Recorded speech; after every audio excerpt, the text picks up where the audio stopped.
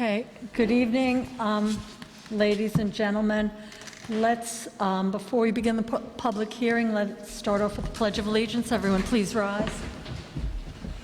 I pledge allegiance to the flag of the United States of America and to the republic for which it stands, one nation, under God, indivisible, with liberty and justice for all. So as we discussed at the last town board meeting, we were going to put the extension of the mining moratorium on the agenda for tonight because the current moratorium expires on September 3rd.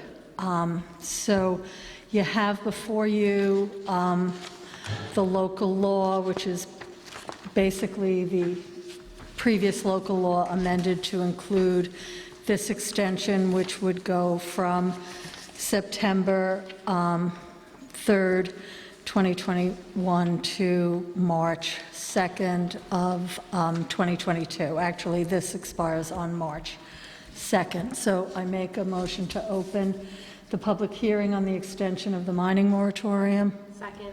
All in favor? Aye. So I don't know if any board members would like to be heard on this before opening it up to public comment. I think it's the same as we've already had, pretty self-explanatory. Yeah. Needs to be extended. Okay. You know, the difference and people at prior, when we've extended this in the past, and part of why we had to extend it was, you know, COVID-19 and the ability to meet and kind of put our heads together on this. We have contracted with our town planner, our environmental expert, and the engineer for the planning board for them to assist in coming up with legislation that kind of meets all the needs and the concerns of, I think, both the public and the board. And so I do hope that this next 6-month, in this next 6-month moratorium, we will actually be able to have the legislation in place, because I think most people are on the same page about what is necessary and what we're looking to do here. No? Anyone else?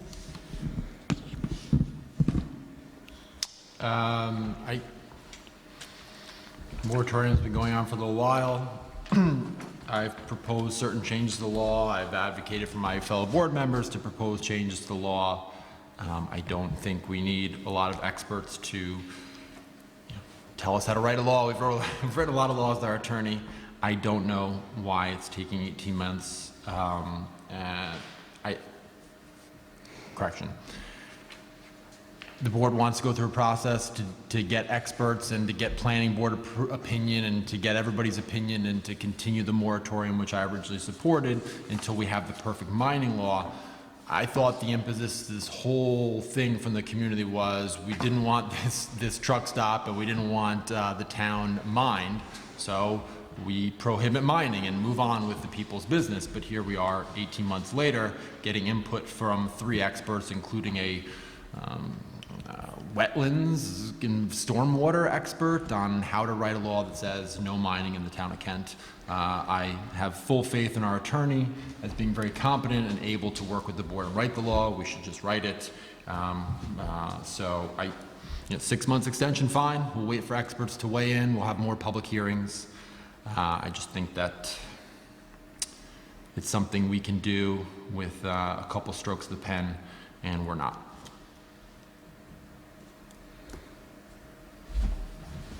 Anyone else?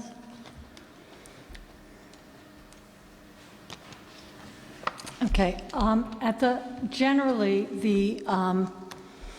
the town board, when we have a public hearing, we put it over till the next meeting to allow for public comment. At the last meeting, I had stated that we probably were not going to do that with this moratorium because the moratorium expires on the 2nd of September and our next town board meeting.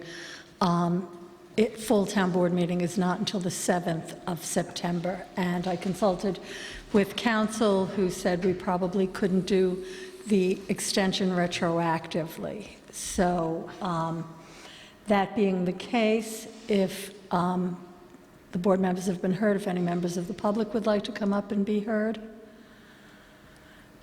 Okay, then I would like to move to close the public hearing and then to move up the vote from the workshop meeting section upon closing the public hearing. So I make a motion to close the public hearing. Second.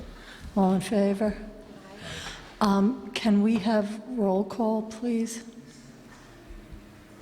Supervisor Fleming? Present. Councilman Denbaum? Present. Councilwoman McGlasson? Present. Councilman Ruthven? Present. And Councilman Eustace is not in attendance. On assignment. Yeah, we don't have to keep that up, do we?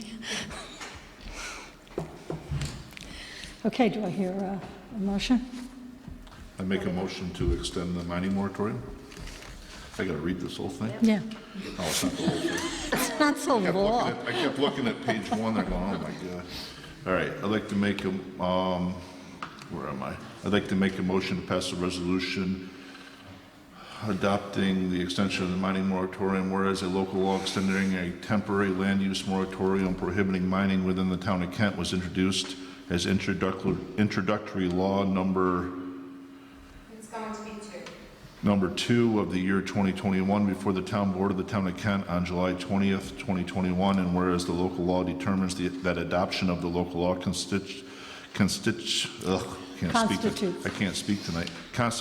type 2 action pursuant to the State Quality Environmental Review Act, SECRA, and therefore requires no further review under SECRA, whereas the public hearing was opened on August 3rd, 2021, and the public was invited to attend and be heard on the matter. Now therefore be resolved that introductory local law number 2 of 2021 is hereby enacted by the town board of the town of Kent as local law number 2 of 2021 of the town of Kent, and be it further resolved that a true copy of law is attached hereto and made a part hereof. Make this motion. Second. All in favor? Aye. Aye. Aye. Okay. The next we have another public hearing tonight, so I make a motion to reopen the public hearing on the Lake Carmel Park District Town Code changes. This has been on a couple of town board meetings, and at the last town board meeting, the board pretty much set the language that is contained in the backup materials for tonight's agenda. I have received, we took public comment at the 2 previous public hearings. I have, between the last town board meeting and tonight, received no further comment, written or otherwise, from any residents about the code changes proposed. So if the town board would like to be heard. I think we've gone over it. I think we're ready to move forward. Is this on the, you're voting on the Lake Carmel town code changes? Yes. Yes. Yeah. I just wanted to make sure that the board was heard, but I think, I'm fine. so come on up.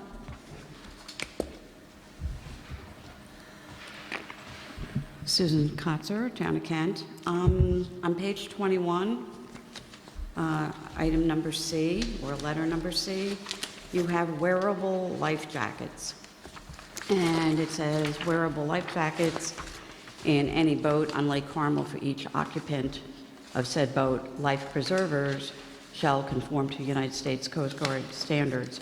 You might consider changing that to a PFD which is a personal flotation device. They don't refer to them anymore as life jackets. What's the difference?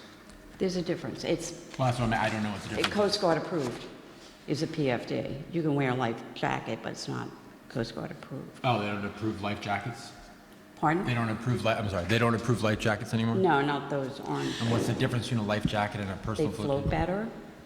No, I mean, like, do you wear it like a life You jacket? wear it. Oh, okay. We just don't call it a jacket anymore. They don't call them jackets. It's a PFD. Okay. I Okay. just didn't know if there's a difference Yeah. between the actual, But some life jackets are still Coast Guard approved. Like But- the orange ones you're talking about, I still have them in my But boat. they're not a PFD, which is what Personal most. flotation, I think they're still considered as Coast Guard approved. Okay, There may be life jackets that aren't Coast Guard approved. okay. But they're usually called a PFD. Right. But I understand what you're saying. Like To your American- point, there are flotation devices you can wear that are not life jackets that are acceptable now on the water. So that is a good point. Okay. I'm just going to read you what I found. A personal flotation device, PFD, is a life jacket, life preserver, or life vest. Whatever you call it, it can save your life if you wear it. So, Yeah, I mean, we use both terms. We use wearable life jacket and life preservers. yeah, that and- was my next question. Yeah, we use both. When I think of a life preserver, I think of, here's you throw it out there, the circular thing. Is that not what that is? Well, everything I'm reading, it seems interchangeable. Yeah. A life jacket is just a subset of personal flotation device. Oh, hey, well, Okay. The personal flotation device is a higher level description of things underneath it. Okay. They're otherwise interchangeable. Any other comments? Want me to- Well, if there's no other comments, I make a motion to close the public hearing on the Lake Como Park District Town Code changes. Second. All in favor? I, aye. Do I want to do it now or in the? Yeah, let's do it Right now. now? Okay. I make a resolution adopting the new Lake Carmel Town Code, whereas a local law amending Chapter 50 entitled Park District Number 1 was introduced as introductory local law number 3 of the year 2021 before the Town Board of the Town of Kent on June 15, 2021. And whereas the public hearing was opened on July 6, 2021, continued on July 20th, 2021, when revisions to the proposed local law were accepted, and whereas the public hearing was therefore adjourned to August 3rd, 2021. And the public was invited to attend and to be heard on the matter. Now therefore be it resolved that introductory local law number 3 of 2021 is hereby enacted by the Town Board of the Town of Kent as local law number 3 of 2021 of the Town of Kent, and be it further resolved that a true copy of the law is attached hereto and made a part hereof. I make that motion. second. All in favor? Aye. Okay. That's it for public hearing? Yes. Can I make a comment afterwards? Sure. At this point?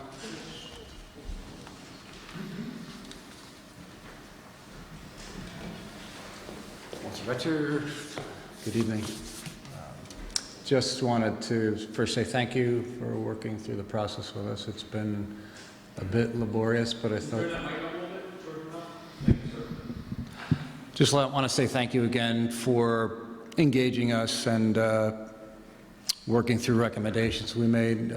We did spend a lot of time as our Lake Carmel Park District Advisory Board looking through it, thinking through it, and getting it to this point. Two quick comments. One would be a request possibly to publicize that they've been updated somewhere and make sure that's clear, either through an e-blast or on the website, so residents can be aware of it. That's particularly important now since we seem to have a lot of new residents in the area.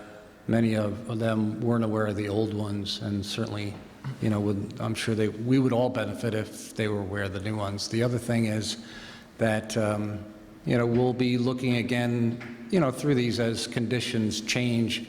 It's possible we might come up with other recommendations next year as situations arise and as public comment comes in to us that we'll present to you. So, thank you. Okay, thank you, Walter. Okay, next we have a presentation about the community solar campaign, and do you want to talk about this a little, Chris, before we invite the presenters in? Sure. So part of our Climate Smart Community Task Force has been to try to promote ideas that are beneficial for residents to look at that may help to reduce greenhouse gases and combat climate change. And this NYSERDA's community solar campaign is one of the avenues that we've been looking at, and we've invited Joe Montero and Karina, I'm sorry, I forgot your last name, from Sustainable Putnam here tonight to take a look at an option that we can do and hopefully move forward with as part of our committee.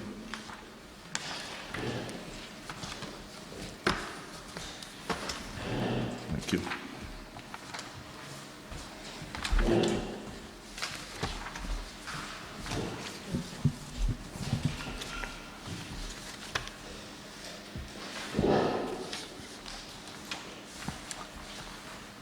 Thank you, and thanks for having us. So again, I'm Joe Montori from Sustainable Putnam. I live in Mahopac, next door, and I'm Karina Ricard from Ampion Renewable Energy, and I lived in Lake Carmel for 10 years. Just moved to Stormville a month ago.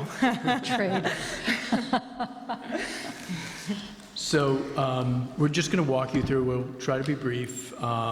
We have a slide deck, but we didn't have a projector to bring here, so we're just going to kind of wing it, and you've got a hard copy of it there. So we're just going to walk you through what is Solarized Putnam, what is community solar, and then what is a clean energy community campaign, and then if you have questions, we'd be happy to answer them. So very briefly, Solarized Putnam is kind of a collaborative initiative. It is NYSERDA sponsored, and as you know, the Hudson Valley Regional Council is the local arm of NYSERDA here, and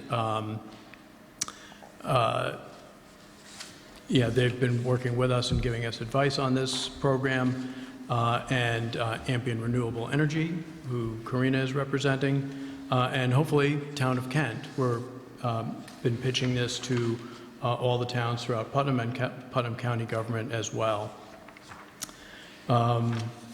So the goal is essentially just to assist, Sustainable Putnam's goal is to assist Putnam municipalities in promoting community solar, which, as Chris mentioned, helps people to reduce their greenhouse gas emissions.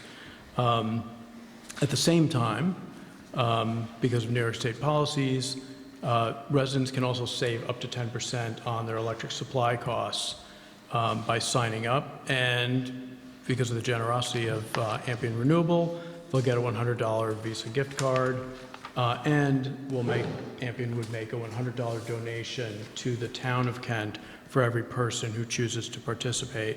And I want to emphasize the fact that it is an opt-in program. There's a lot of different programs out there.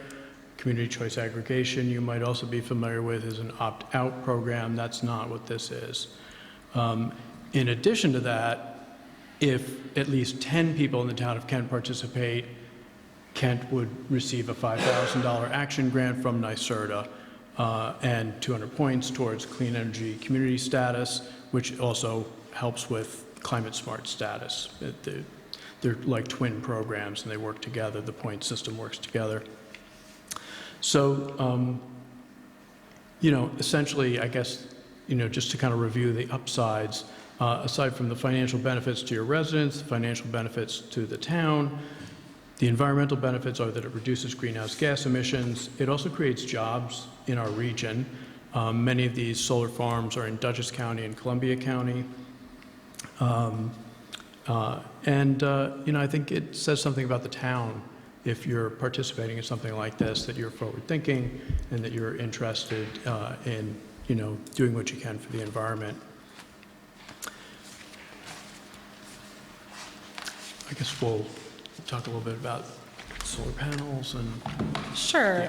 the difference there? Yeah, I think, we want to keep this relatively brief, but at the same time explain what community solar actually is. I think a lot of folks still don't know. So what is it kind of in respect to installing solar panels on a home or a business? It is not the same thing. New York State has these really lofty renewable energy goals that it is actually well on its way to meeting. But in order to get there, it needs the participation of New York State businesses and residents, and the majority of businesses and residents don't actually have the ability or desire, in some cases, to install solar panels on their own property. And so the solution to that is community solar, right? So these are large-scale solar farms that have been built already and are continuing to be built across the state. That businesses, municipalities, even residents can choose to join. It's a really simple program. It takes 10 minutes to enroll. You don't have to install anything on your property. You don't even really have to do a lot of research. And it is a guaranteed savings program. So it's not the situation in which you're going to be paying a kilowatt hour rate like an electricity supplier, an ESCO, where you have to kind of compare it with what you might be paying with NYSEG otherwise. It is simply a credit applied to your NYSEG or other utility bill each and every month that you are enrolled in the program. So how the program works is you enroll online. Like I said, it's about 10 minutes. What Ampion does is take a look at that customer's usage history and assigns them a share of the solar farm. The electricity that's generated by that solar farm goes right onto the electricity grid, just like a mini power plant.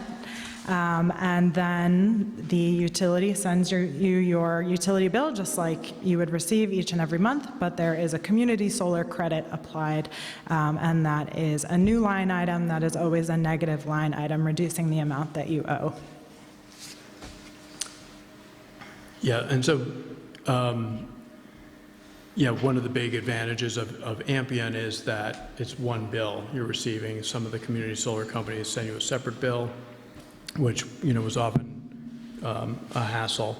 The 10% off, it's often referred to as, up to 10%, and I want to take a minute to explain that because it sounds like, kind of crafty language, but the reason for that is that every month the solar, installation is different, right? It's less in winter, more in summer, so it's going to vary season by season. But annually, you're guaranteed 10% off, 10% savings on your annualized supply. If your electric usage changes over time, you would call Ampion and say, hey, I just, put in electric heat or got an electric vehicle that I'm charging or whatever it is, air conditioning. My electric usage has gone up, so I'm not getting enough credit. They would up the amount of credit allocated, the part of the solar farm allocated to your account to increase it. So, there's one slide that shows a landing page. It's number 10 on our deck here, and it's an example of the town of Ballston, which has a similar program. Your landing page would look something like that, but, obviously with the town of Kent seal, and the wording on that page would be up to you to revise as you see fit. Every town is allowed to choose what they want the money that Ampion gives to you to go towards. I think the town of Ballston chose sidewalks to increase the sidewalks in their town. The advice that Ampion will give you, Karina can speak more about this, but basically choose something that people are going to buy into, something that they're excited about, like solar panels on the roof of the town hall. They probably won't get too excited about that, but if you choose, something that people can make use of, that would probably play better for them. So I want to also mention why we chose Ampion. It is, one of many companies out there. I'm sure you've received many solicitations in the mail. I got some just this week. My wife got one. I got another. They're both from the same company, but there were different offers. And it's very confusing to people. And I myself, when I was looking at this for my own personal use, I thought it was a scam. I was like, how could they be doing this? How could they be giving me 10% off, give me a Visa card, and so on? But the reason is that they can do it is that it's New York State policy, and if somebody in the utility decides to purchase solar credits from the solar farm, the utility has to purchase that power and put it into the grid. So the solar farm is guaranteed a profit. They're sharing some of that profit with you to induce you to sign up, and they're all competing with one another. I have some experience with Ampion because Sustainable Putnam had its own program with Ampion, and they've been a great partner. Karina mentioned that she lived right here in town. Now she's just over the line in Stormville, but she's very accessible. She's been very helpful to people that might have had trouble online signing up and so forth. She's just been, a tremendous asset to the program that Sustainable Putnam has been running. Aside from that, Ampion has a lot of capacity within the NYSEG utility area, so it's not like they're going to run out. They are a public benefit corporation, so they are committed by charter to give back to communities, and that's one of the reasons why their offer is so generous to us. I should also say, I meant to say this earlier, that we put out requests from 5 different community solar companies to get offers from them and see what they had to say, and Ampion's was far and away the best of the offers we received. There was not even close in terms of the company reputation, the offer we received for the residents, the offer we received for the town, and the company reputation.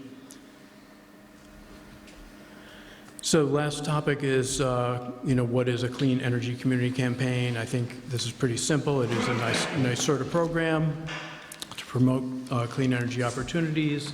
I already mentioned it awards grants and points towards clean energy and climate smart community designation. So, that's essentially it. I don't know if there's anything on this slide we need to mention that we haven't already.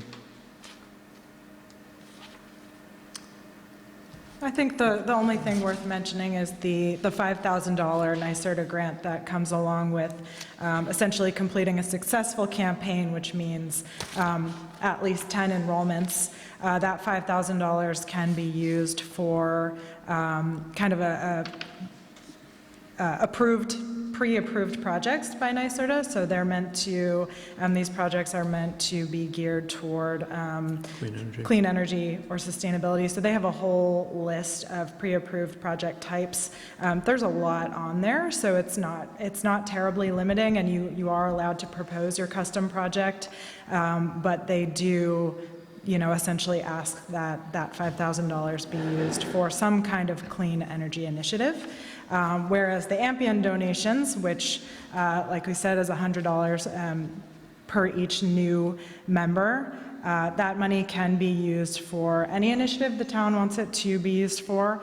We do encourage you to choose a fund ahead of time, and like Joe said, kind of the more benefit to the general public, the better. It just gets folks excited about enrolling, knowing that money is going to go to something that's going to benefit them. I guess last point is just that if you choose to participate, Sustainable Putnam and Ampion, have really kind of developed this program, and we'd be administering a lot of it. The Climate Smart Task Force volunteers would be promoting it within town. And Ampion is willing to spend up to $5,000 on publicity materials, so it wouldn't really cost the town anything to market this program. And then that could include, if you choose to do it, it could include, a mailing to residents explaining the program. We have a web page up already that we would add Kent to, and there'd be a link on, Sustainable Putnam's page. I know the Climate Smart Task Force is working on a website, so they would have a link to the page as well. So, questions? You said it's an opt-in program. What do you have to do if you want to opt out of it? What if you're not happy with it? Nothing. I mean, you will not be enrolled, you will not be participating unless you choose, as a resident or a business owner, unless you choose to sign up. Do you mean if you sign up and you're not You happy? sign up a year from now, you say, this isn't for me. Yeah, you can leave the program anytime. There's no penalty for leaving the program. The only caveat is that it often takes the utility about 90 days to process the enrollment, so we ask for 90 days notice. But other than that, there's no cost or anything like that associated with leaving. Yeah, Ampion will process it immediately, then NICEAG takes NICEAG, 60 to 90 days, and that's for sign up and for cancellation. But there's no charge for signing up, there's no charge for cancellation. Yeah. I think the important thing to emphasize with this is completely voluntary. You do it if you want to do it. Yeah. Nobody's forcing anybody to do it. Exactly. We're not making a decision for the entire town to do it. This is an individual homeowner's decision to make. Right. Yeah. And, not just homeowners, but small businesses and all of your municipal facilities could sign up too. Your library, this building, any facility that the town of Kent owns or runs or rents or whatever that has an electric utility account, that's a separate sign up that you can choose to do. I think one important note, kind of piggybacking off what you said, is one of the reasons that we choose to run these campaigns with municipalities, other than the fact that NYSERDA is really promoting this and offering the additional grant money, is that people do get so many offers for community solar that essentially they have decision paralysis. They don't know, all these offers look the same. I don't know if it's real. There's nobody kind of that I trust telling me that it's real. And so they do nothing. And so what we found is when kind of a trusted entity is able to say to their constituency, we vetted this, it's real, you're going to benefit, we're going to benefit, people actually do take action. So it's been a really great way to kind of get word out and see some actual action. Mm-hmm. I think it's important for I've been seeing a lot of this with Climate Smart, and it got a little bit confusing comparing this to the community aggregate stuff that was going on, which, obviously has pluses and negatives that go along with it too. And I think it had to be brought to my attention a couple times, the distinction between this program and what that was. Yeah. It's complicated. It took me quite a while to be able to sort it all out myself, and, working with the Hudson Valley Regional Council, and, I sit in on NYSERDA webinars, Yeah, we were going to have actually a presentation on the aggregate, and I do think the benefit of having a program where people opt in instead of opting out gives people a little, some choice in their energy provider. I think that's important to most people. I do think it is also helpful to have, a path for people to take, because, I think I got 1 or 2 solar letters today. I think my husband, we don't even read them anymore, but, to see if we get different ones. So, I think this could really benefit the community. And because community solar is distinct from, say, an ESCO, which is what community choice aggregation is working with, electricity supply companies, participating in a community solar campaign or participating in community solar does not bar you from also choosing an ESCO. So they're distinct and can work in tandem, so that wouldn't be an issue should you choose to explore that down the line as well. Yeah. That reminds me that the one limitation to community solar is if you have solar panels on a building, whether it's a home or a business, they are not eligible for community solar, because NYSERDA considers that kind of like double dipping. Yeah. Can you sign up for this without the whole municipality program? Yes, you can. So I guess I'm trying to understand the push through the municipality. So you're saving consumers money, you're giving them a product that they may or may not want with green energy, you're giving them perks and everything, and it's free, it's easy.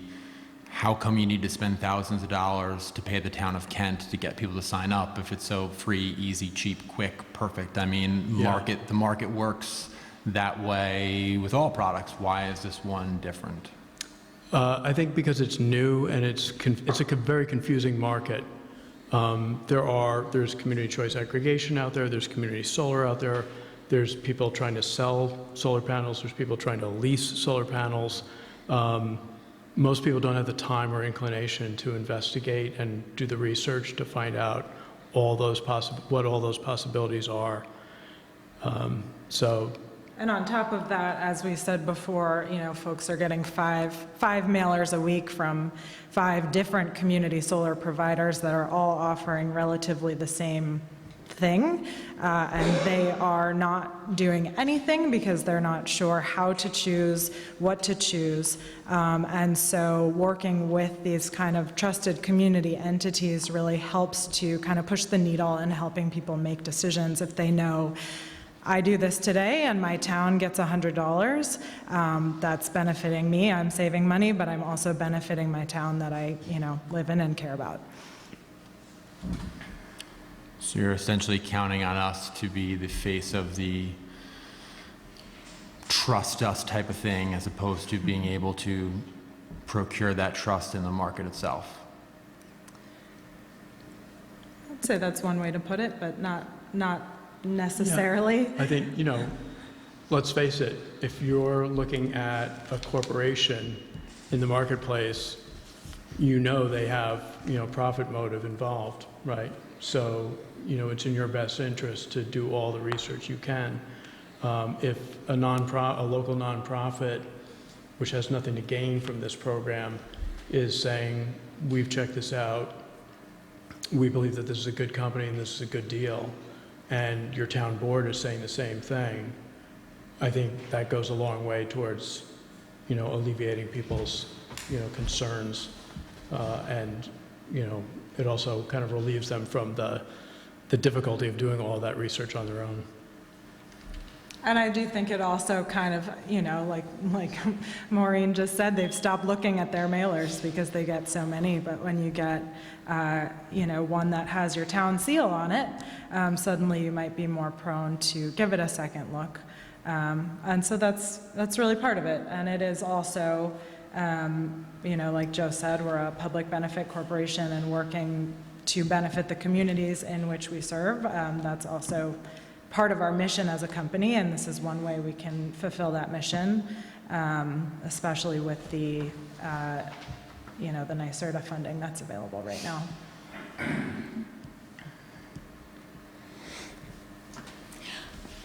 I mean, I think it's win-win. I don't see a downside. I mean, it's not like you're, with the community aggregate that you are basically committing everyone in the town to a certain program.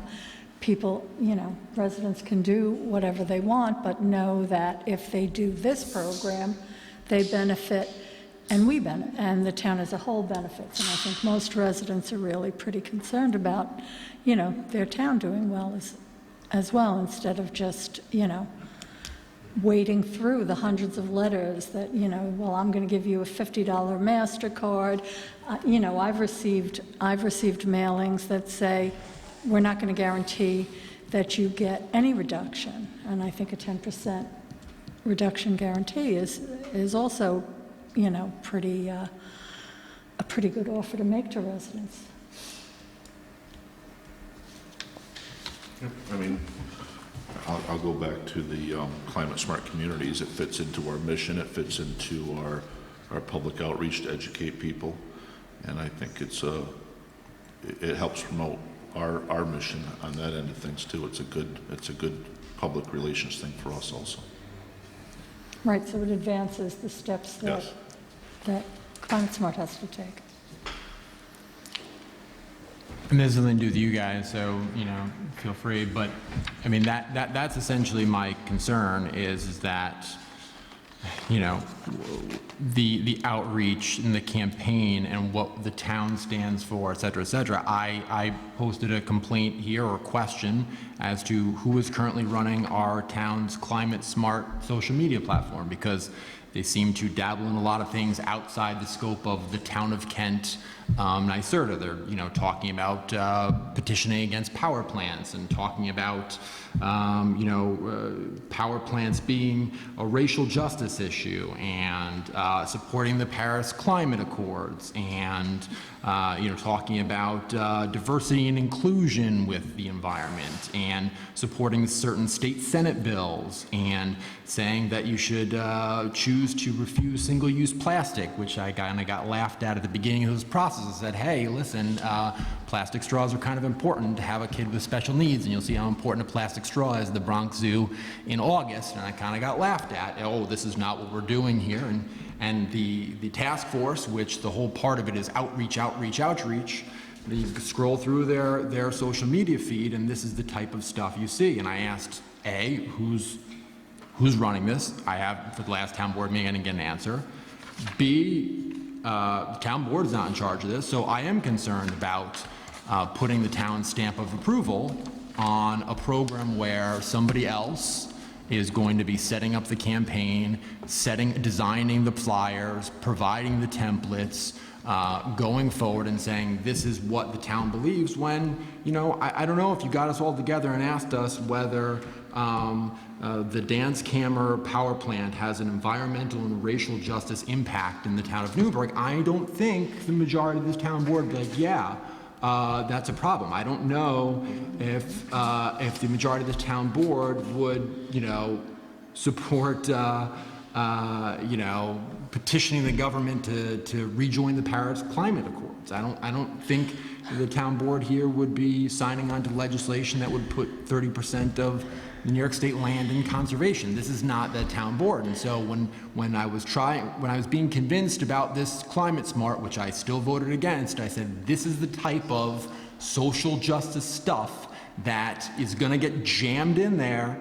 And trust me, and here we are, weeks later, we're setting up a booth at Kent Community Day. We're having outside groups go and talk about the climate, and there's that. We have no control over the message. There are so many more important things to do. And at the end of the day, we'll get $100 for each enrollment, but the $5,000 has to go to some sort of clean energy thing, which I don't even know what that is. Maybe it's just more flyers about not using straws, not sure. But this is my concern. Until I understand, yeah, gotta shut it down until we figure out what the hell's going on, is a funny saying from a campaign or two ago. But there's a campaign and an agenda on the Climate Smart Initiative that's being promoted on social media and using the Town of Kent stamp of approval and as our voice. And I don't think the town board approves of all those messages. And if they do, then we'll just go through and have a vote on each one of them, because some of them are ridiculous. And we need to make sure that the town board actually believes the kind of outreach and information that's being provided to our citizens with our stamp of approval. So like I said, this isn't to you guys, this is just my general complaint about this program and Climate Smart Initiative. And as she said, we're putting our stamp of approval on Ampion. I haven't heard the name of that company until yesterday when I saw the agenda. So I don't know how I can put my stamp of approval on one of the 17 companies issuing flyers when this is the first I'm looking into it. I don't think we're voting on anything tonight, are we? No. But Paul deserves an answer to his question. He did ask at the last town board meeting. And yes, one of the members of the Climate Smart Committee is doing the Facebook page. That is correct. Personally, I'm not on Facebook, but I've asked a few people to scroll down through there. And there's things on there that obviously Councilwoman Denbaum doesn't agree with. I mean, but when I asked if the mission of Climate Smart is obviously to combat climate change, reduce greenhouse gases, and that pretty much everything on there had to do with that, whether you agree with it or not. And some of the things that the Council Denbaum says on there, I don't particularly have an opinion or agree with either, but the overall mission of Climate Smart is very, very clear, and those items on there are related to that. They're very environmentally oriented. I don't know I think we have about 24 followers on our Climate Smart webpage. I think Councilman Denbaum's probably looked at it more than most people. But there's not a whole lot of people looking at it. It's just relaying information. It's not putting opinions down for the town of Kent. It's not saying the town of Kent believes this, the town of Kent's that. It's really relaying information that's being sent to us from Cornell Cooperative Extension, from Sustainable Putnam. We've put stuff up on there from other climate smart communities. I think the plastic ban thing that he's referring to came from some website from Australia. You know, it's not meant to be. It's not meant to be saying that you have to do this or you have to do that, or the town of Kent is telling you this is what to do. But if it's something you're interested in, if you have a passion for trying to save the environment, reduce greenhouse gases, you know, fight climate change, it gives you something to look at. And it's really meant to be something like that. Right. And not everybody believes in climate change, but that doesn't mean that it's not a real thing and we should not work to combat it. And, you know, I have a neighbor in my community who just actually today posted her progress on her family trying to eliminate single-use plastics from their lives in ways like, you know, laundry detergent and soaps, and trying not to have that kind of packaging and to cut down, you know, their carbon footprint to whatever way they can. You know, when you talk about straws, I mean, there are, you know, I know myself, I've bought the stainless steel and the silicone straws so that I cut back on that.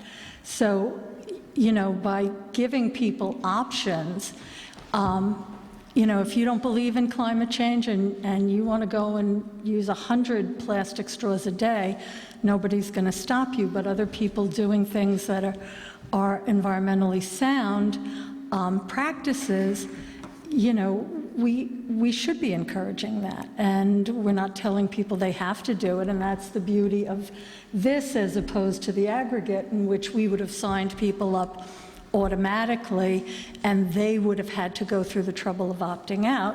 This program is just offered, and if you want to sign up, you sign up, and if you know, want to burn charcoal, burn charcoal. I mean, we're not telling people in the town they need to do this, but if they choose to go, you know, support sustainable energy and solar energy, then there is a reward for them and a reward for the town. So I don't see how this is a bad idea. I would just like to add that we do work with, at this point, about 10 towns across New York State in this capacity. And everything that we produce, whether it's a postcard mailer or the landing page for your town, that all of the language would be approved ahead of time. We would never, by the town, absolutely. We would never put out any resident-facing material that has not been approved by the town.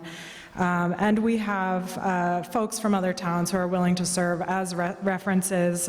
For example, the town supervisor of the town of Ballston, if that would, you know, give some reassurance to what this program is and who Ampion is and what you would, you know, be committing to by participating. I'd be happy to provide that information. Thank you.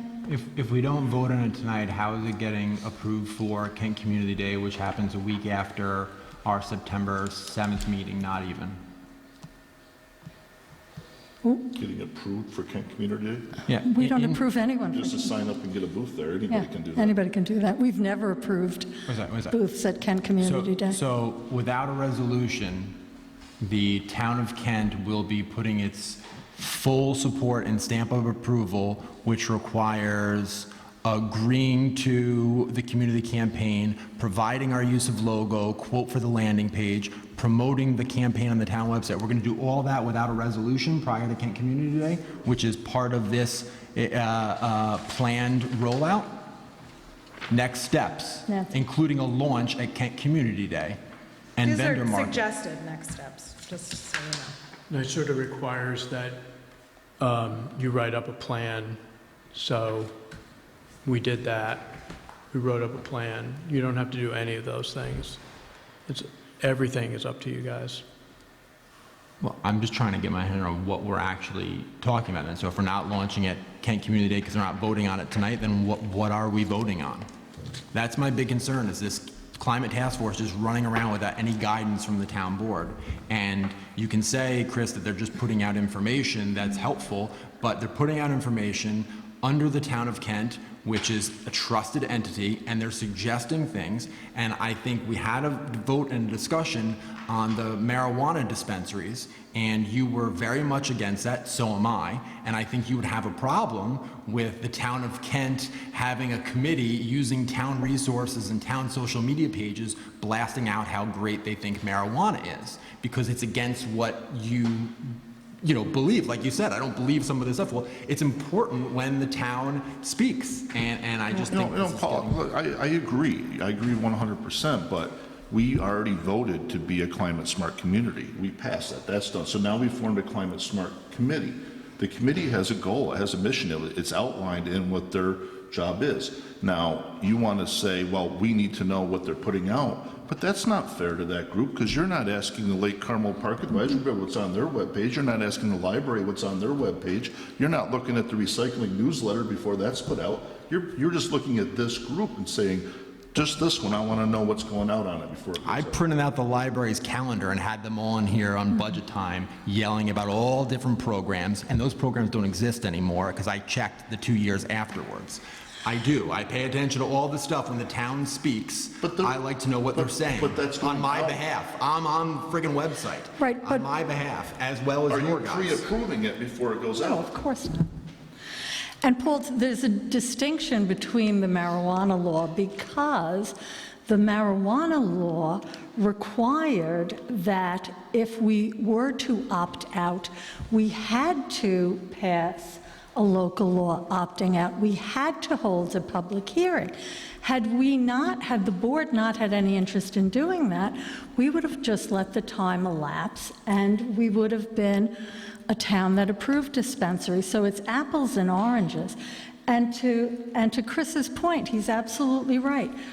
The town has groups with probably 10 different Facebook pages, web pages, and the board doesn't sit here. I mean, we'd have to sit here every day to say, well, how about that post? Do you like that post? But because this is something you don't like and you don't believe in, all of a sudden the hammer has to come down on this group, whereas other groups are free to post whatever they want. And I think that, within reason. I mean, we have a lot of committees that are posting on Facebook. And here we have an opportunity, and you voted against us becoming a climate smart community, but because you voted against that doesn't mean you get to stop the operation, because the rest of the board voted for it, and the rest of the board supported us being a climate smart community. So we have to let that committee, which is chaired by Chris, do its work. And the work that it's tasked with involves this kind of measure. I don't have to let anybody do anything. I'm going to keep advocating for the things I believe in, just like you keep advocating for the things you believe in here. And we have had to come and get the Town of Kent Facebook page to remove items that were political, not posted by me. We have done that. And so I don't think the planning board's posting political statements. I don't think they're posting fun emojis about, when Biden comes out and rah-rahs this climate accord or whatever. I don't think the zoning board is posting, it's sign, it's not Santa Claus. I don't think those snarky, stupid posts about nothing are showing up on the Lake Carmel community website. And if they are, then maybe I should do more social media watching. That's fine. It's fine. It's the Town of Kent as a logo, and somebody's running a left-wing, social media account, whatever. It's fine. It's amazing how much effort is spent on this thing. We got roads. We can't get a paragraph in a mining law for 18 months. But we've had like 10 meetings on climate smart. It's amazing. No, we haven't. I've been complaining about it for at least 5 meetings. I agree. You keep bringing it up. It's on the agenda. Not climate smart. This isn't climate Walter? smart? No, it's not. You what? Yes, absolutely. I think Thank you. Jamie's got to go. Let's vote on it now. Where are we voting? Good evening, Walter Retsch here again. Okay, fine. So I'd like to comment on a couple of things that I've heard and maybe share some things from my experience. Early in my career, for about 10 years in the 90s, I worked for MCI, and we introduced competition in the telecom industry. Up to that point, there wasn't any. So I've got a fair amount of experience with that. I then worked for a cable company. And then following that, I got into my current business. I consult with entrepreneurs on growth strategies, and I've worked with a solar company as well. So there's a lot of commonality between them. So a couple of thoughts to share with the board and the community. First, I absolutely applaud the board voting on climate concerns to help educate the community, bring in the scientific community, and based upon what they know. Now, there's differences in there, and I think Councilman Denbaugh makes some fair points on that, on a difference of opinion. That said, it's hard to argue with some of the numbers. But regardless of that, a couple of thoughts. One is that, I was listening closely to the presentations. I've given similar ones myself years ago. And I actually, on the one hand, feel like the town's going in the right direction offering choice. I absolutely agree with that. It's hard to find that, regardless of what people might say on social media, that's going to happen forever. The simple fact is, and it's been made clear to everybody, that this organization is coming forward to give people another choice. It's hard to believe anybody would stand in the way of more choice, particularly if there's nothing requiring you to commit, which, again, that's where the industry has come to. On the other hand, I would express some concern about the particular company that the community program's representing, in that if there are other people in the market, which there are, perhaps they may provide a better alternative than the one that's being advocated. I haven't heard of them. That doesn't mean they're not a great company. They might be, and I'm going to do my homework. But I think, on the one hand, giving residents a choice can't be bad. It really is. Even if you don't believe in climate change, you can believe in a reduction in your bills. That's nothing bad to that. On the other, I would at least think through whether there's another alternative for the companies that the fine people here have represented tonight as part of the partnership, and whether there might be another alternative. Fact is, I don't think it needs to be rushed. On the other hand, I think it should be done. I have two other real quick questions for you, if I could. One is, does this also include solar thermal as well as electricity? No, solar. Okay. Thermals for heating hot water, which is in some cases even more efficient than electricity. The other is part of this a possibility to be presented to the town to have the actual buildings here looked at as far as solar is concerned?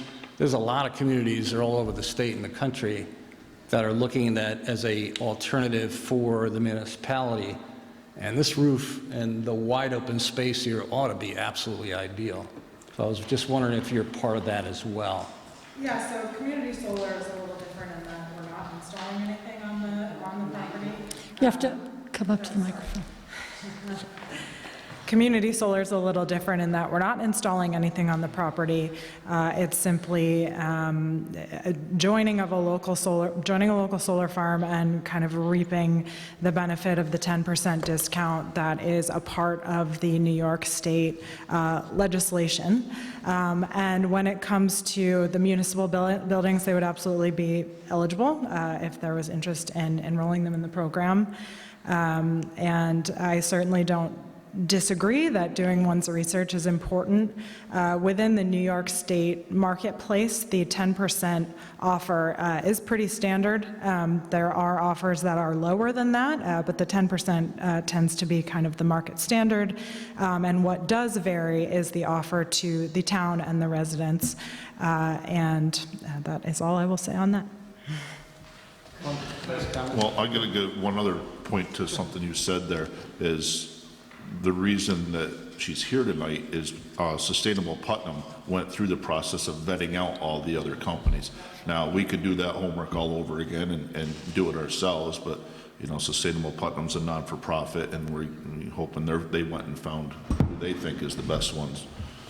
That does make a difference to me. I think that carries weight, absolutely. I mean, people who know the market and, you know, apparently vetted that does, yes, absolutely make a difference. Last comment is on this subject, just going forward as a general town board discussion and all, I'm really hoping people in the community at large, the reason you see literally a handful of people here tonight, I think often is because conversations kind of dissipate and digress into tangents. This really isn't a political conversation. No. Paul, you're rolling your eyes, but it's not. You've made it that way, but it's not. It's a simple choice. I happen to agree with you that it shouldn't be rushed. So you and I agree on that. And, you know, reasonable people can disagree or agree, right? But to bring in things that talk about somebody posting on social media about things that are outside of this particular issue, again, to me as a resident, it's kind of distasteful, and it doesn't stop me from keep staying involved, but it does give other people pause. And, you know, the problem, like on our advisory board, you know, we only have a handful of people as well, maybe a little better than that, but the fact remains, not enough people are involved because of these kinds of, the dialogue that takes place. So I'm just asking, just please keep things respectful. I'm saying that on behalf of the town residents, so we get more people involved, because the more people get involved, the more representative you get, and then you don't get into all the mudslinging that happens. That's totally fair. When I see the Climate Smart group post things that say it's science, not Santa Claus, that's not respectful. So my choices are A, sit back and let that type of stuff continue, or bring it to light. So I'm not going to sit here and, you know, have somebody who some side of a political issue being political. You may not think this is all political. This is very political to me. There's one major party in this country that disagrees with 90% of the stuff, and there's one major party that disagrees with 90% of the other stuff. And you know, we don't have the pro-family committee out there. We don't have the pro-life committee. We don't have these other hyper-polarized committees out there. It seems to be it's only the cops are racist committee and the green energy committee. We literally had a committee where there was a panel member saying that they were really interested in rooting out white supremacy from the town of Kent Police Department and other police. That's the kind of committees that we're getting from our great governor, who in between doing lots of funny things is setting out this type of stuff. So that's fine. And this kind of political thing, I think it's political. Paul, and Climate Smart is kind of interesting that you think that's political, because you don't agree with it. So if it's not in your wheelhouse, it must be in the other party's wheelhouse. And interestingly enough, Councilman Ruthven, who is of your party, but is also environmentally conscious, is a hunter, is, you know, aware of the environment, is the one who is most active in the Climate Smart arena. I mean, I'd like to paraphrase Senator Lindsey Graham, and I'm not going to get it right, but this is the gist of what he said. He said, when he was asked if he believed in climate change, he said, if 9 out of 10 scientists tells me it's true, who am I to say it's not? You know, we're not scientists. We got to believe what we hear and take it for that. You know, there's only so much the argument can go. Sue?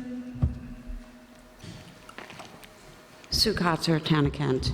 I don't believe that the Ampion company is a new thing. They've been around in Kent I think for 10 past years. I'm sorry that Joe and Karina left.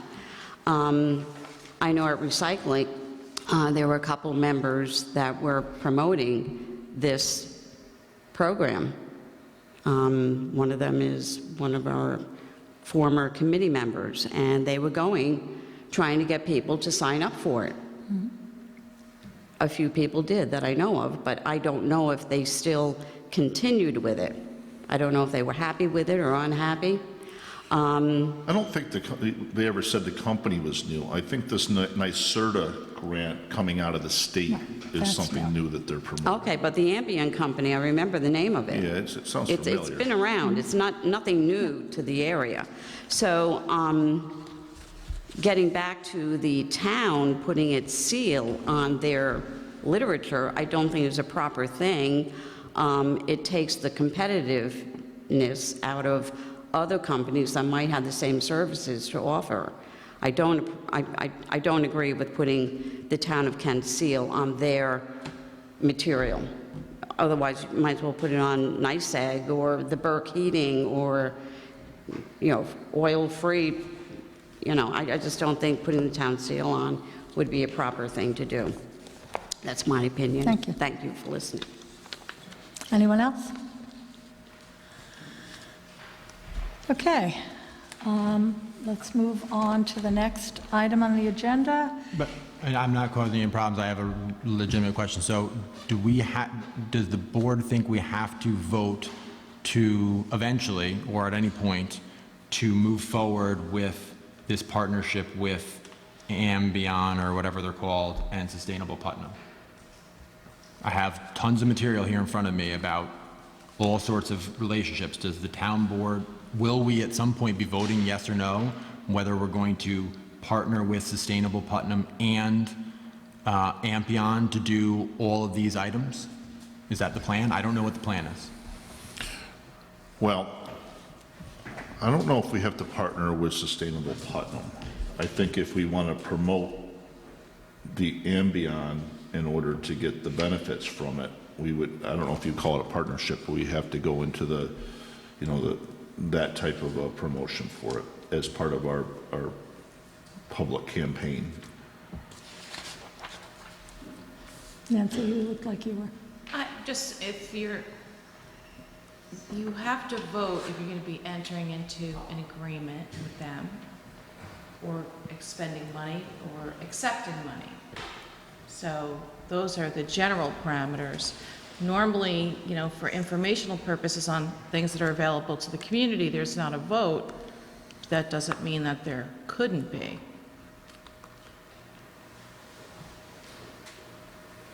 So I'm not. But we would be accepting money from them, so then we would have. You always vote whether or not to accept a grant. Right. I'm just looking, it says Kent's role, agree to community campaign with Ampion, provide use of logo, promote link to website. I'm just asking whether we need to approve those by resolution, whether the Climate Smart Committee can do that by themselves. Yeah, and I think that's where we get into the issue where if we have approved us being a climate smart community, and this is something I think you have to answer for us, do we then need to approve every measure of the CAC Climate Smart moving forward? Because there are a lot of, the checklist of what we need to do to get our certification is long and varied. And Right. I had thought that by approving ourselves as a climate smart community, that those measures then that supported that We're delegated to the committee. were delegated to the committee. Generally, yes. Yes. That's what you delegated to the committee.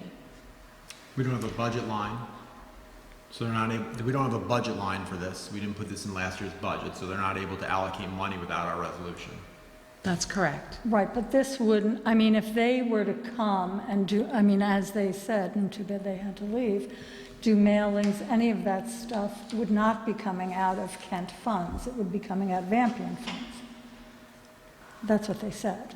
Yeah, they Yes. have $5,000 they can put toward public outreach. Right, so it wouldn't cost the town of Kent anything. Right. And we are not, and again, too bad they left. So if people sign up now for it, like they just go on and sign up with Ampion, we don't get any benefit. Right. We only get benefit if it comes through us We and our have to program. do our public campaign and be part of the project.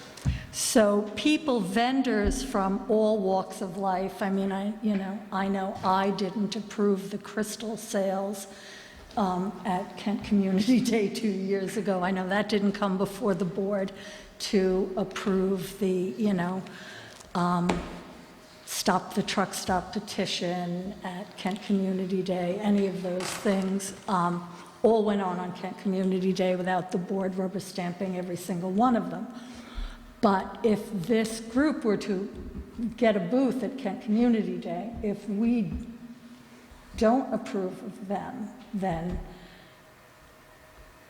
we don't get any benefit.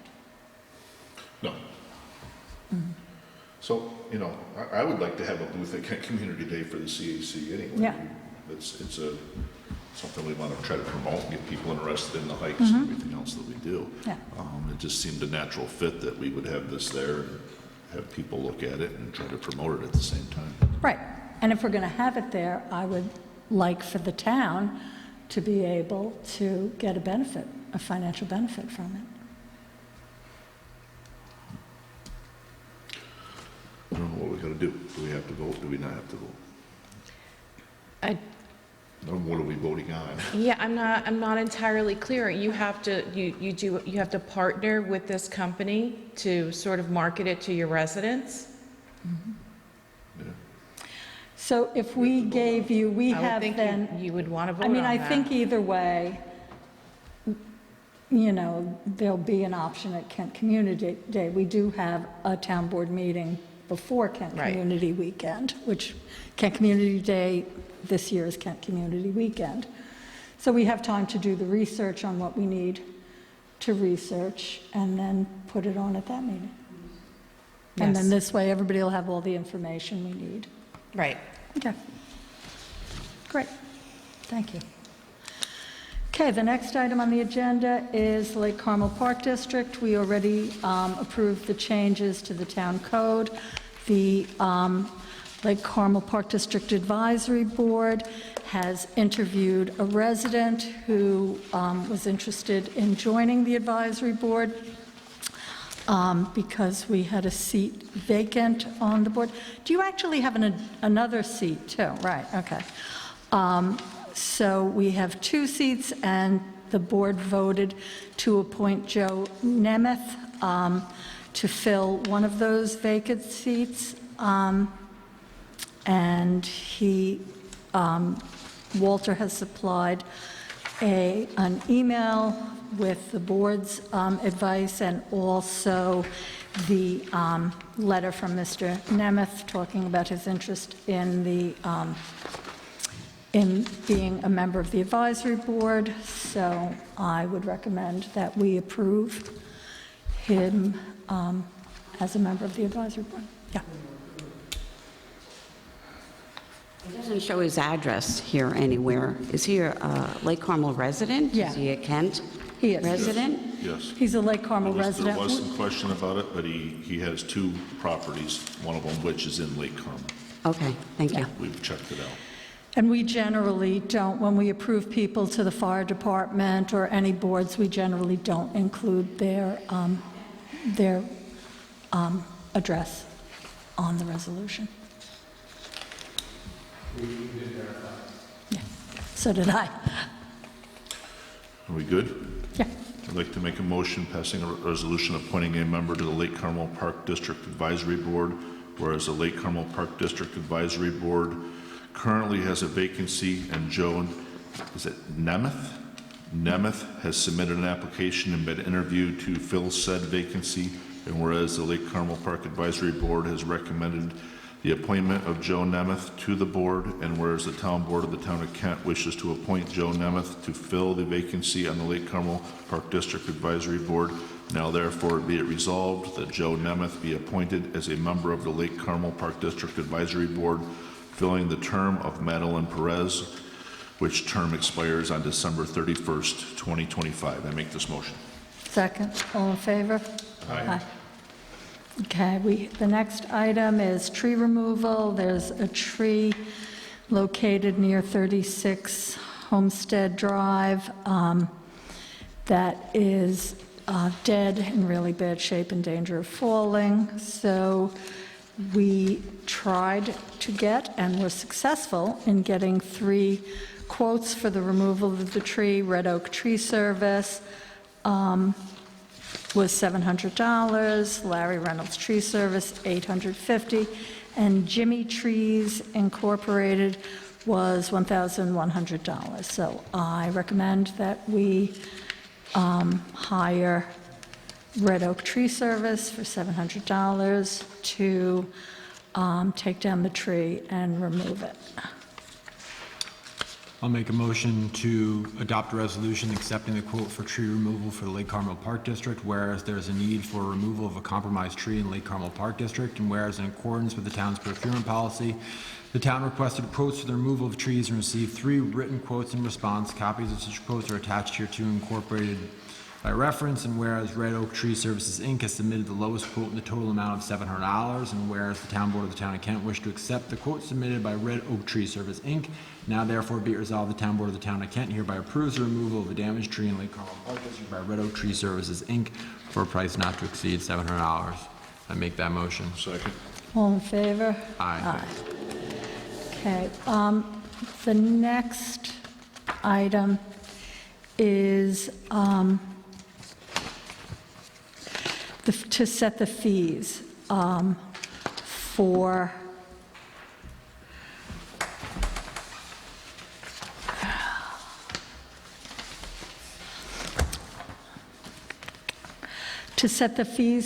the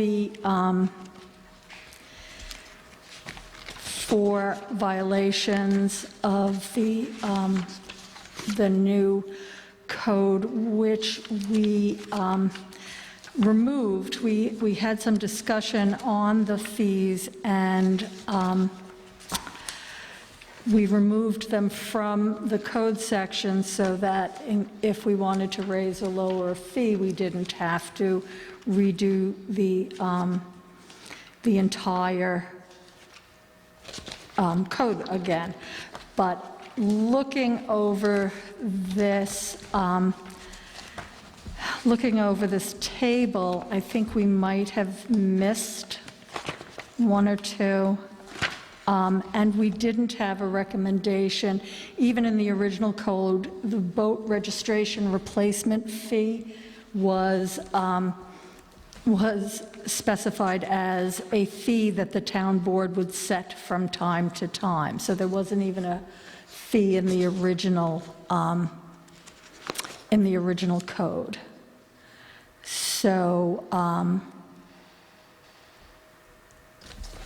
so I don't know if we want to do this tonight or if we want to further consider the boat registration replacement fee and see if there are any other fees that we want to add before passing a resolution setting the fees. Chris, what do you think? We can hold off on it for the next meeting. Just out of curiosity, fishing violations not to exceed $100. Who's out there handing out fishing tickets?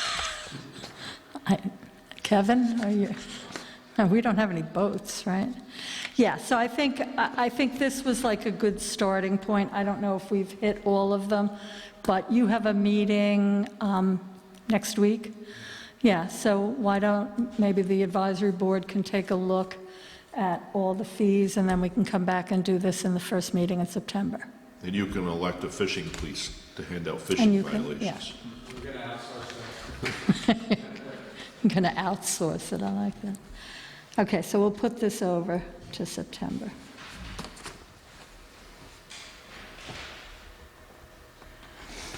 Okay, and we have a couple of items from our code enforcer. There is a violation at 8 Heathcote Road with brush and debris, and the owner has failed to maintain the property, so our code enforcer attempted to get 3 bids for the correction. Bill Henry Tree Service bid $700, Larry Reynolds Tree Service bid $900, and Johnson's Tree Service failed to submit a bid. And you can see the picture of the property. This property is one of the zombie homes on the list that is really, the overgrowth is outrageous. The next property is 238 to 240 Route 52. And again, it's overgrowth and brush in front of this property. So our code enforcer attempted to get bids to clear this property. J.B. Bennett Affordable Lawn Care bid $300. Dirt and Demo Service didn't submit a bid, nor did Rona Landscaping.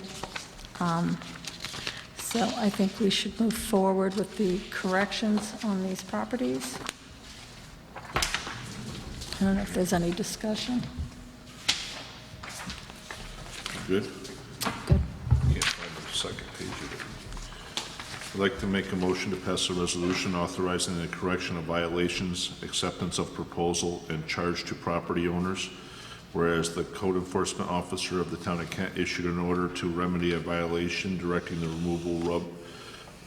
removal rubbish, excess weed, grass, brush growth from the following properties: 8 Heathcote, tax map 33.74-1-36, and 238-240 Route 52, tax map 44.5-2-28. Whereas the order to remedy requires each owner to correct the violations or respond to the code enforcement office within 10 days, and to date, the owners of the properties have not responded, and whereas pursuant to Chapter 55A of the Town Code of the Town of Kent regarding property maintenance, upon the failure of any owner to comply, the building inspector is authorized to correct a violation subject to approval of the town board, and the town board wishes to authorize the building inspector to correct the violations.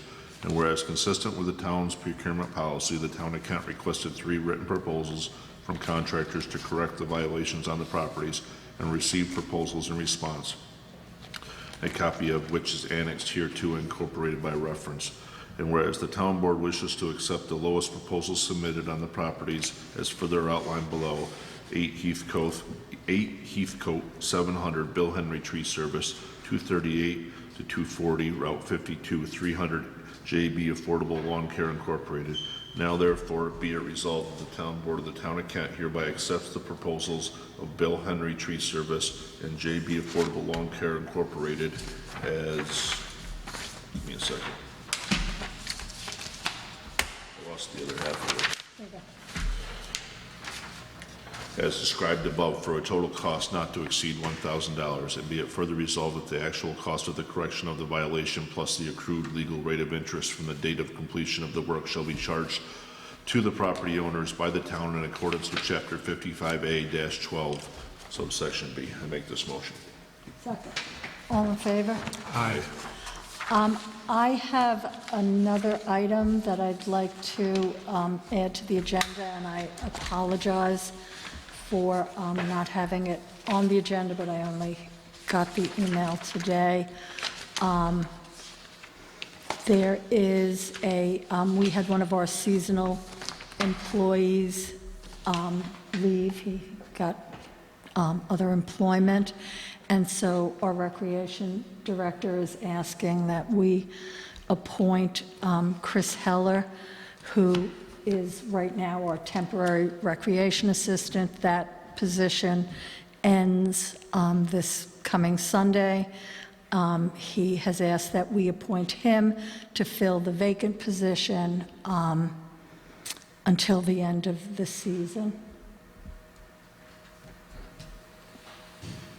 What is the end of the season?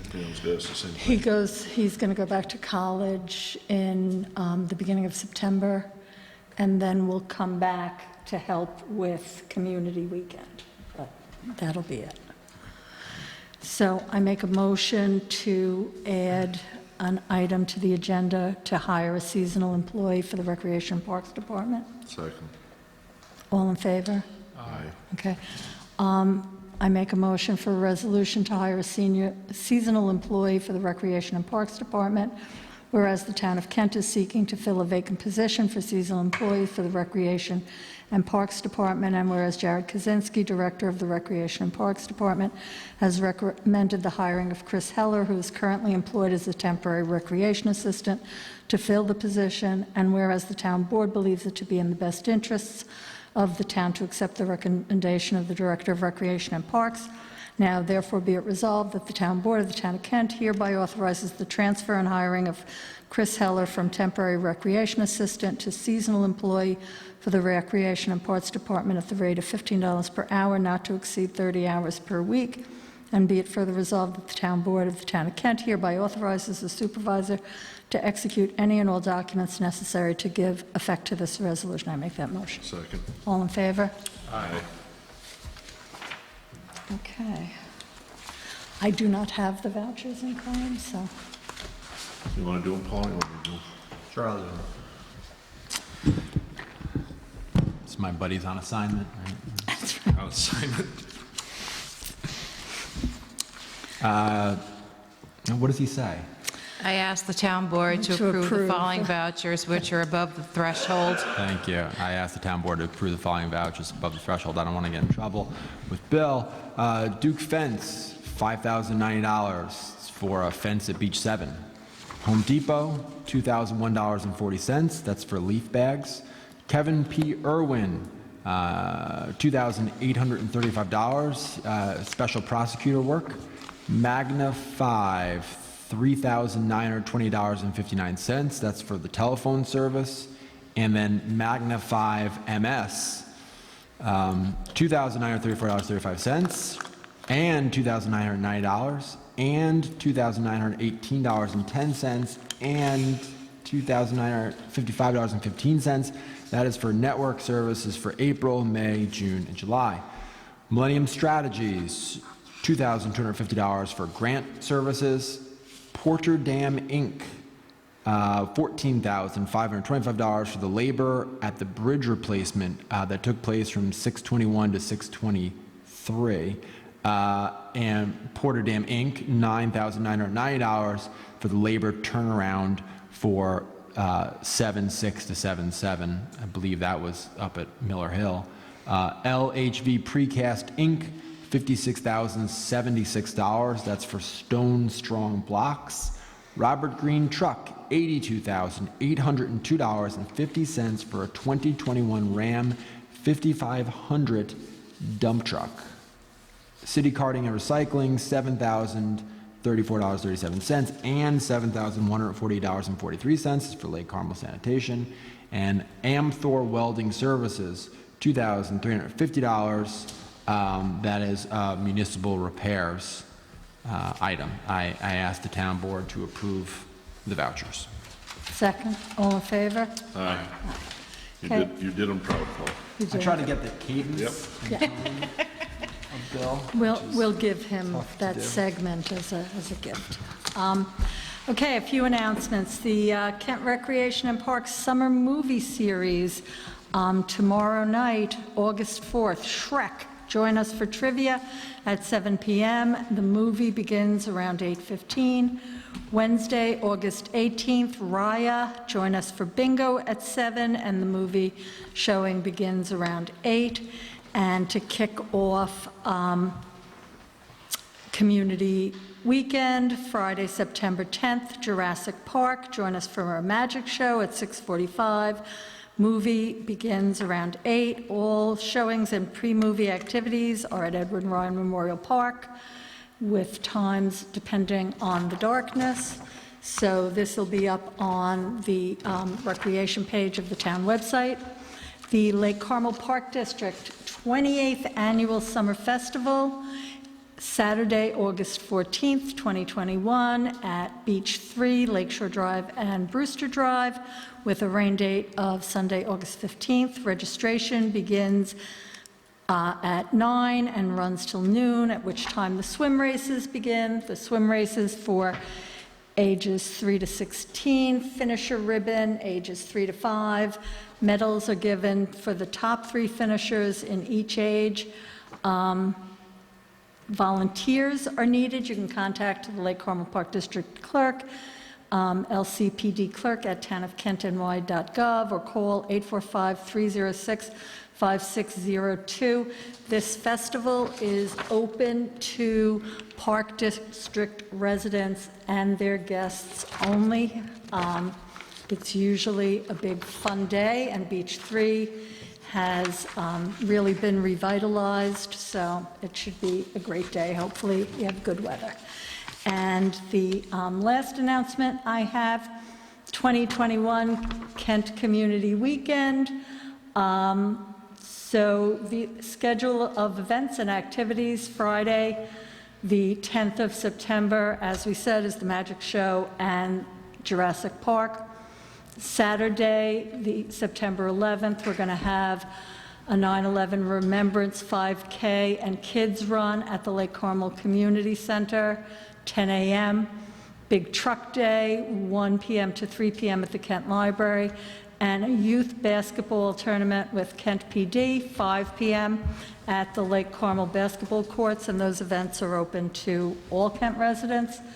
And on Sunday, the 12th, the Community Market and Fair at 11 a.m. at the Kent Town Center, featuring community groups, vendors, local businesses, games, and more. So again, you can go on the Town of Kent website, the recreation page, to see these materials if I've read them too quickly or you haven't written them down. And that's all I have. Does anybody have? Very, very quickly, and it's a shame that Kathy Doherty's not here, because she's been asking me for an answer to a question for weeks and weeks, or maybe not, but it feels like a long time, so I have the answer. Sewer District got in touch with Metzger, the contractor. The work has been completed. There are no leaks. They did retesting. There was no interruption of services. What was the problem? The clamp, which holds the boot, I guess there's a rubber boot, to the pipe, was broken. They refixed the clamp in and out, and so that is a Sewer District repair.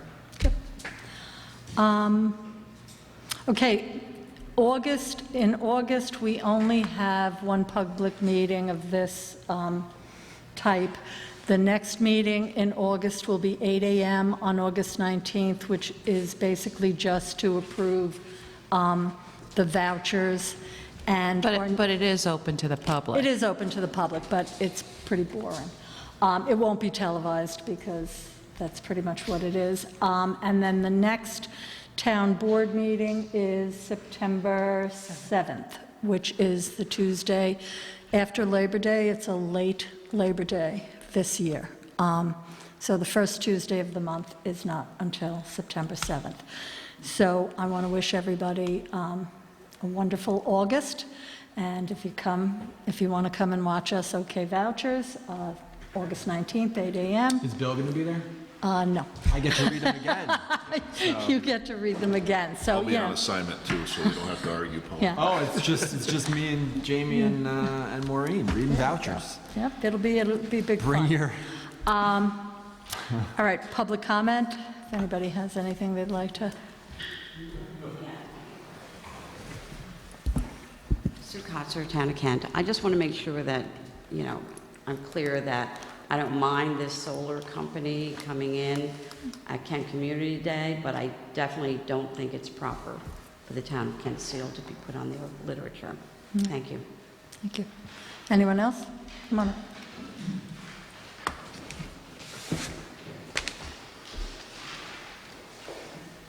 In the spirit of further clarification, just want to make also clear that I really, being an independent, I don't like to see any negative social media about that gets into politics on either side. So I just want to be clear on that. Other than that, as I understand it, tonight there was a code violation, I guess an assessment, an application. The second one, we're talking about that fine piece of property between Carmel and Town of Kent owned by the Sclafani family, as I understand it. Is that correct? So, and I don't want to hold you up for long, but I'm just curious about the process of how that came about. I'm very pleased to hear that it did. I'm just wondering, it appears what has transpired is that there was a violation for not taking care of the grass and the shrubs, but those buildings are okay? Just wondering how or whether more can be done. I know Councilman Eustace has been at the forefront of this, pushing people in the state and the zombie homes. He's done really nice work in that area. Is there anything else that's under consideration as the code folks happen to be out there that you can report on? Those properties are on the board's radar, and discussions have started about what to do with those properties. That's great. I'm sure the community at large would be thrilled with anything else that can be done. I think everybody that comes back from ShopRite thinks about that very frequently. Or goes there. Or goes to ShopRite. Thank you. Appreciate it. Thank you, And Walter. thank you for the shout out on the festival. Okay. Anyone else? Okay. There being nothing else, I make a motion that we adjourn to executive session to discuss matters leading to the appointment of a particular person. Okay. Mike, I need a second, not just an okay. Oh, I can just blow this up, right? How many of us are there? 3? I can go home. All in favor? Second. Aye. See you in September.